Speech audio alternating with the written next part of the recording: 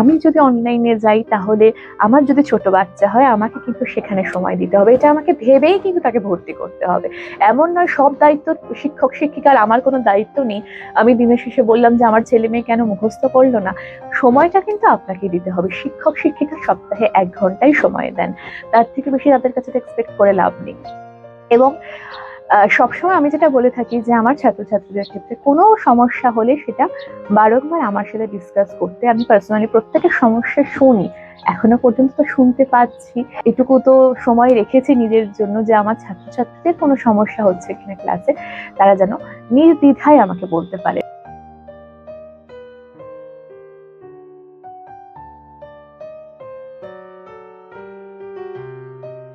নমস্কার, আমি তাবাসসুম।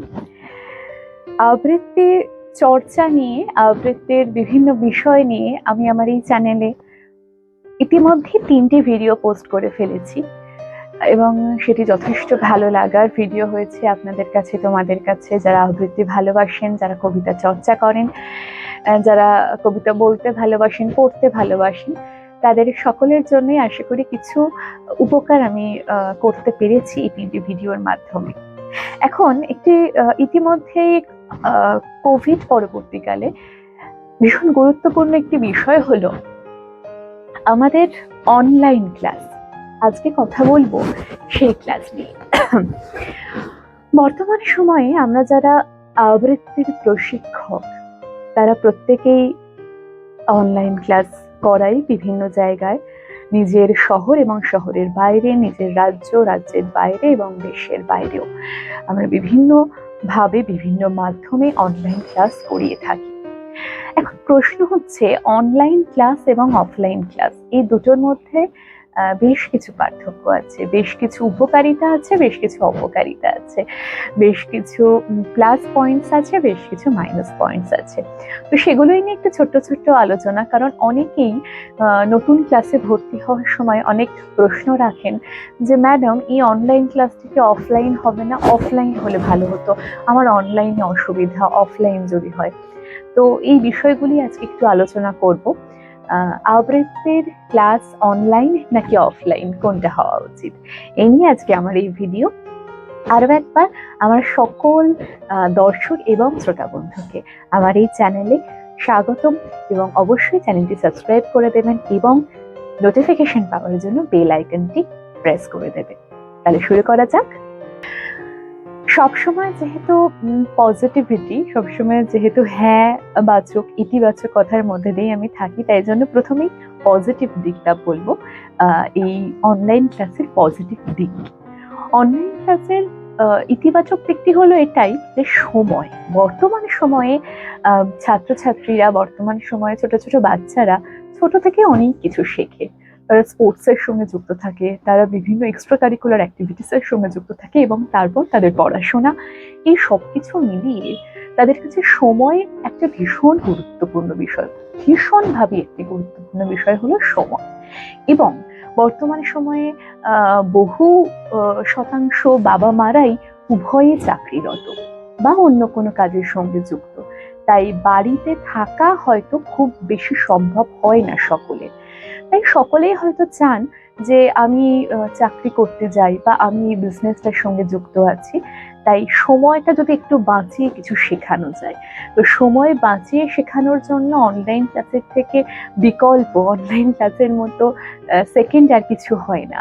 কারণ আমার বাড়িতে বসে আমার বাচ্চাটি আমার পাশে বসে ক্লাস করছে, আমি সেটা শুনছি, তার সঙ্গে আমি আমার কাজটাও করছি এবং আমার ওই যাতায়াতের যে সময়টা সেটা বেঁচে যাচ্ছে। এই সময় বেঁচে যাওয়ার যে একটি গুরুত্বপূর্ণ দিক, বর্তমান সময়ে যে মানুষের কাছে সময় বড্ড কম এবং এই সময়টা বাঁচাতে পারে একমাত্র অনলাইন ক্লাস। তাই ইতিবাচক দিকের প্রথম পয়েন্টে যেটি আসে সেটি হলো সময়। একটি বাচ্চা যখন বাড়িতে থেকে এই অনলাইন ক্লাস, যে কোনো কিছু, কবিতা হোক, গান হোক, যা কিছুই শিখুক, সেটা যখন অনলাইন ক্লাসের মাধ্যমে শেখে তখন সে কিন্তু অনেকখানি টাইম কনজিউম কম করছে অফলাইন ক্লাসের তুলনায়। তাই একটি অত্যন্ত ইতিবাচক দিক হলো সময়। এবং আরো একটি ইতিবাচক দিকের কথা বলবো, যেটি হলো দূরত্ব। আজকে আমি কলকাতায় থাকি এবং আমার কোনো একটি ছাত্রী ইউকে থেকে আমার কাছে ক্লাস করে, সে চায় আমার কাছে ক্লাস করতে। এই যে একটা বিশাল দূরত্ব কমে গেল, এই যে একটা বিশাল দূরত্বের অবসান ঘটলো, সেটা কিন্তু শুধুমাত্র সেটা অনলাইন ক্লাসের জন্য। এই দূরত্বটা একটা বড় ফ্যাক্টর এই মুহূর্তে। পৃথিবীর যে কোনো প্রান্ত থেকে শুধুমাত্র ইন্টারনেটের মাধ্যমে তুমি বা তোমরা, আপনারা যে কেউ যেখানে ইচ্ছা বসে এই দূরত্বটাকে লাঘব করে এই অনলাইন ক্লাস করতে পারেন। তাই অনলাইন ক্লাসের দ্বিতীয় ইতিবাচক দিক হলো দূরত্ব হ্রাস। এবং এই আমার যে সমস্ত ছাত্রছাত্রীরা, আমি হয়তো কলকাতার বাইরে আছি, কলকাতা থেকে ক্লাস করছে, অন্যান্য জেলা থেকে ক্লাস করছে, কেউ মালদা থেকে, কেউ বর্ধমান থেকে, কেউ নদিয়া থেকে ক্লাস করছে, এবং অদ্ভুতভাবে এটা ভালো লাগে যে একটা ক্লাসের মধ্যে আমরা হয়তো সারা ভারতবর্ষের মানুষকে, সারা পশ্চিমবঙ্গের মানুষকে এক জায়গায় পাচ্ছি। এটা এক অদ্ভুত ভালো লাগার বিষয় তৈরি হয় এবং আলাপ পরিচিতিও বেড়ে যায়, সেটা হয়তো অফলাইন ক্লাসে সম্ভব হতো না। তাই ইতিবাচক দিকের দ্বিতীয় বিষয় হলো দূরত্ব। এই সময় এবং দূরত্ব, এই দুটি বর্তমান সময়ে, বর্তমান জীবনযাত্রায় ভীষণভাবে একটি উল্লেখযোগ্য বিষয়। সেই জন্যই এই ইতিবাচক দিককে দেখতে গিয়ে কিন্তু আমরা অনলাইন ক্লাসটাকে অনেকেই ভাবি যে এটাই করা উচিত, অফলাইনের থেকে অনলাইন বেটার। এবার আসি কিছু মাইনাস পয়েন্টসে। এখন মনে হতে পারে যে আমি অনলাইন ক্লাসই শুধুমাত্র করাই এবং আমি কেন অফলাইন ক্লাসের কিছু গুরুত্ব, কিছু ভালো দিক বলছি। অবশ্যই বলছি, কেননা আমি নিজে সারা জীবন অফলাইন ক্লাসে ক্লাস করে এসেছি এবং আমি জানি অফলাইন ক্লাসে কি কি সুবিধা হতে পারে, এবং সেগুলো কিছু কিছু ক্ষেত্রে কিন্তু অবশ্যই শর্ত সাপেক্ষ।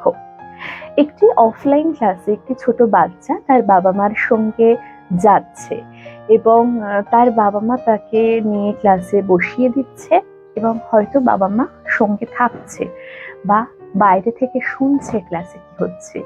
এটি ভীষণভাবে গুরুত্বপূর্ণ একটি বিষয়।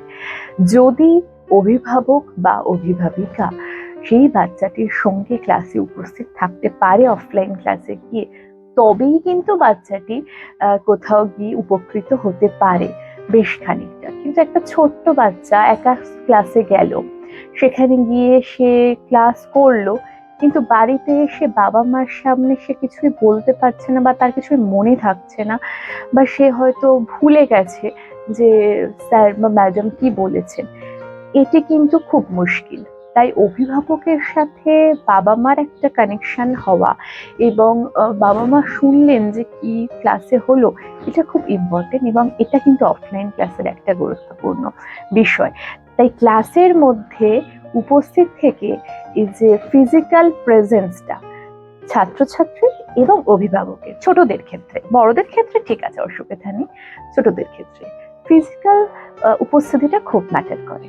আরো একটি বিষয় হলো, যখন একটি ছাত্রছাত্রী যাচ্ছে ক্লাসের মধ্যে, সে শিক্ষক শিক্ষিকার সামনে বসে কোনো ক্লাস করছে এবং শিক্ষক শিক্ষিকাকে সামনে থেকে দেখে, তার অ্যাপিয়ারেন্স দেখে, তার বাচন ভঙ্গি দেখে সে যতটা প্রভাবিত হয়, অফলাইন ক্লাসে এটা যেমন একটা দিক, অনলাইন ক্লাসে কিন্তু সেটা কোথাও খামতি হয় বা সেটার কোথাও গিয়ে একটা মাইনাস পয়েন্ট দেখা যায়। তাই ফিজিক্যাল অ্যাপিয়ারেন্স, সামনে থেকে শিক্ষক তোমাকে কিছু বললো, তোমাকে এক্সট্রা ভাবে কিছু দেখাতে পারলো, শিক্ষক শিক্ষিকার বাচন ভঙ্গিকে তুমি বেশ খানিকটা রপ্ত করতে পারো যদি তুমি তাকে তার সামনে থেকে দেখো, যেটা অনলাইনে হয়তো হয় না। কারণ নানা রকম সমস্যা থাকে, কখনো নেটওয়ার্কের সমস্যা, কখনো ভিডিও ফ্রিজ হয়ে যাচ্ছে, কখনো আওয়াজ পৌঁছাচ্ছে পরে, সেক্ষেত্রে অনেক রকমের সমস্যা হয়, যেটা স্বাভাবিকভাবে ফিজিক্যাল অ্যাপিয়ারেন্সে হয় না। দ্বিতীয় জিনিস, অফলাইন ক্লাসের উপকারিতা, খুব ভালো একটা জিনিস যেটা আমি মনে করি যে পারফরমেন্স স্কিল। তুমি একটি কবিতা, একটি গান, একটি নাচ কি করে পারফর্ম করবে, কি করে কারোর সামনে উপস্থাপন করবে, কি করে কারোর সামনে সেটাকে রিপ্রেজেন্ট করবে, সেটা কিন্তু ভীষণভাবে ইম্পর্টেন্ট যদি তোমাকে সামনে থেকে দেখানো হয়। কারণ একটি কবিতার ক্লাসে, আমি যেহেতু কবিতার মানুষ, আমি সেই জন্য বলি, একটি আবৃত্তির ক্লাসে যখন আমি কোনো বাচ্চাকে শেখাচ্ছি যে মাইক্রোফোনে কিভাবে আবৃত্তি করতে হয়, কতটা ডিস্টেন্স রাখতে হয়, কতটা ডিস্টেন্স থেকে কথা বলতে হয়, এই ব্যাপারগুলো কিন্তু অফলাইনে যতটা ভালো দেখানো যায় অনলাইনে যায় না।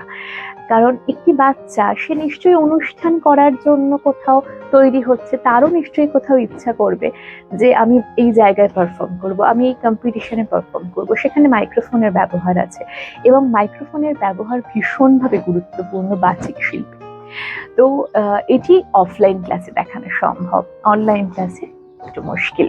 হ্যাঁ, আমরা মুখে বলে দিতে পারি থিওরিটা, বাট প্র্যাকটিক্যাল একটা বাচ্চাকে ঠিক কোন ডিস্টেন্সে, কত ইঞ্চি গ্যাপে মাইক্রোফোন থেকে দাঁড়াতে হবে, এটা হাতে করে অফলাইনে শেখানো গেলেও অনলাইনে কিন্তু হয় না। থিওরিটা আমি বলতে পারি। থার্ড পয়েন্ট অফলাইন ক্লাসের উপকারিতায় হলো রিহার্সাল। কোনো একটি কাজ আমরা করতে চলেছি, ধরা যাক কোন একটি সমবেত আবৃত্তি, সেটি রিহার্সালের জন্য কিন্তু অফলাইন ক্লাস ভীষণভাবে গুরুত্বপূর্ণ। সমবেত আবৃত্তির ক্ষেত্রে কিন্তু অনলাইন ক্লাস একেবারেই গুরুত্বপূর্ণ নয়, কারণ একসঙ্গে একই তালে, একই ছন্দে, একই লয়ে একটি আবৃত্তি পরিবেশন করা, একই কণ্ঠস্বর, গলার টোনিং ঠিক আছে কিনা, সবার উচ্চারণ ঠিক থাকছে কিনা, কোথাও কারোর গলা অন্যরকম লাগছে না তো, এটা কিন্তু অফলাইন ক্লাসে যতটা সুন্দর দেখানো যায় অনলাইন ক্লাসে সম্ভব নয়। তাই সমবেত আবৃত্তির ক্ষেত্রে অনলাইন ক্লাস একেবারেই গুরুত্বপূর্ণ নয়, অফলাইন ক্লাস গুরুত্বপূর্ণ।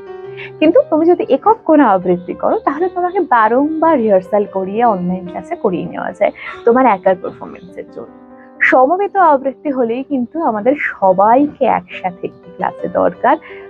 ফিজিক্যাল উপস্থিতি, শারীরিক উপস্থিতি প্রয়োজন। সবাই একভাবে দাঁড়াচ্ছে কিনা, কিভাবে দাঁড়াচ্ছে, কোন মাইক্রোফোনে কোন লেন্থে কোন হাইটে কি দাঁড়াচ্ছে, সবাই একসাথে বললে কতটা ভলিউম বাড়ছে, কার গলাটা একটু আলাদা হয়ে যাচ্ছে, কার স্কেল ঠিক নেই, এগুলো কিন্তু আমরা অফলাইন ছাড়া কখনোই করতে পারবো না। তাই অফলাইন ক্লাসের এই জায়গায় গুরুত্ব অনেকখানি।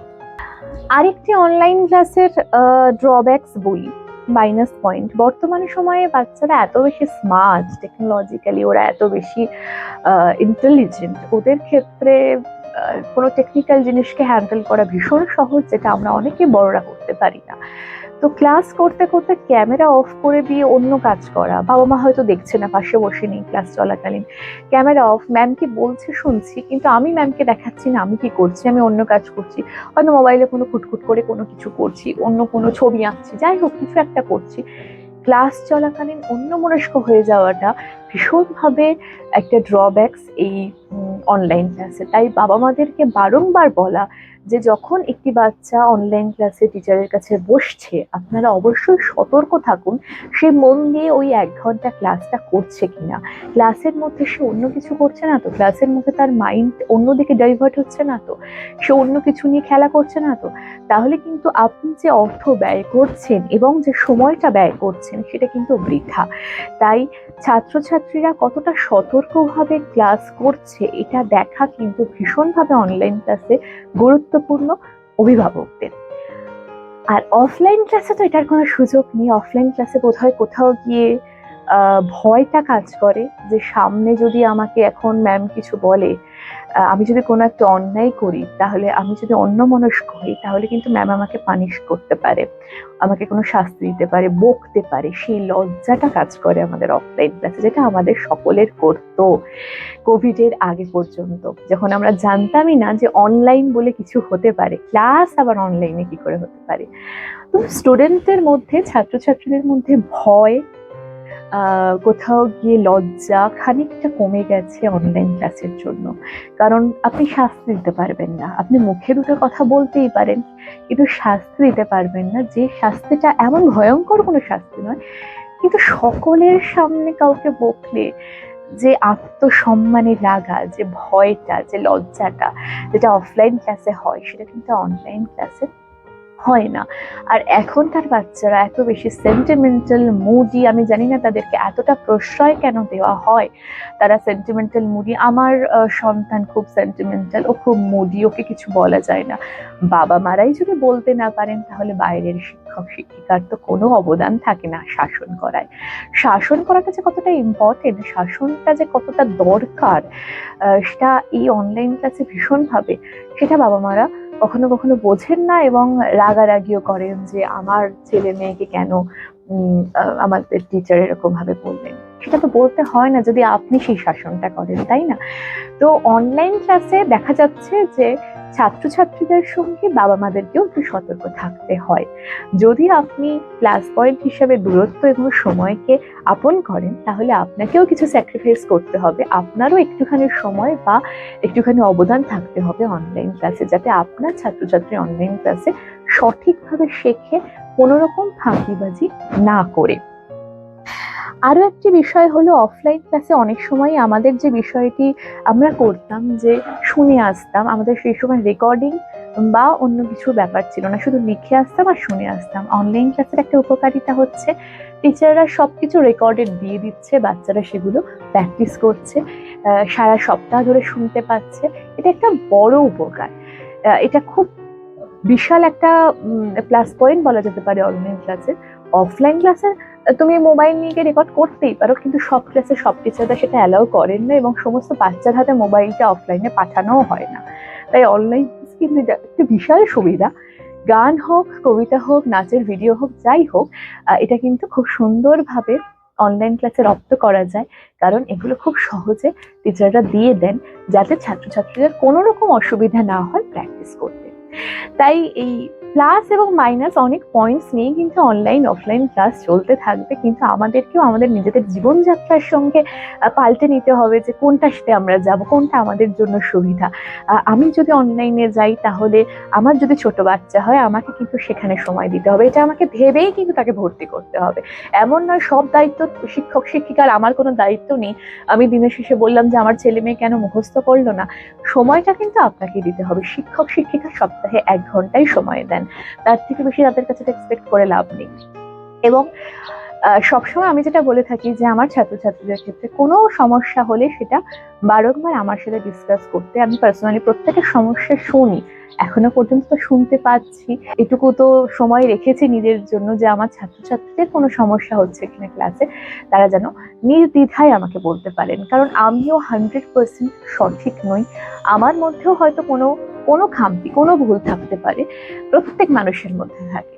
তো আমি নিজেকে আরো উন্নত করার চেষ্টা করব, আরো ডেভেলপড করার চেষ্টা করব আমার স্কিলসগুলোকে, আমি নিজেকে আরো অ্যাকিউরেট করার চেষ্টা করব শিক্ষক হিসাবে, শিক্ষিকা হিসাবে আমি আরো সতর্ক হওয়ার চেষ্টা করব। অনেক ক্ষেত্রে অনেকের সঙ্গে আলোচনা ভীষণ ইম্পর্টেন্ট, তাই মন খুলে সবটা আলোচনা করুন, কোথায় কি সমস্যা হচ্ছে শিক্ষক একটা শুনুন, শিক্ষককে বলুন।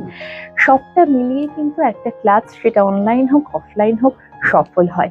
তাই অভিভাবকের সাথে শিক্ষকের গুরুত্ব একই রকম ভাবে, কিন্তু যে বাচ্চাগুলো যারা শিখছে তাদের উপর বেশি জোর দিয়ে কিন্তু লাভ নেই, তাদেরকে গড়ে তোলার কাজটাই আমাদের শিক্ষকদের এবং অভিভাবকদের।